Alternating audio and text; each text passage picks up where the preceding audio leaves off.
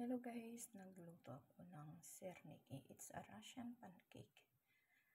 Yan. Ano ito? Cottage cheese. Yan guys.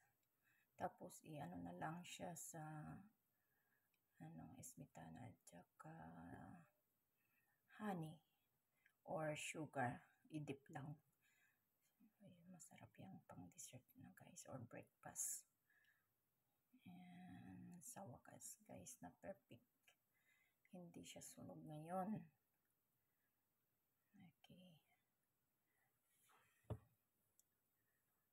Guys.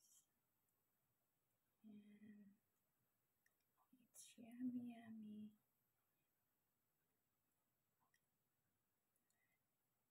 Okay, thanks guys. Have a blessed day.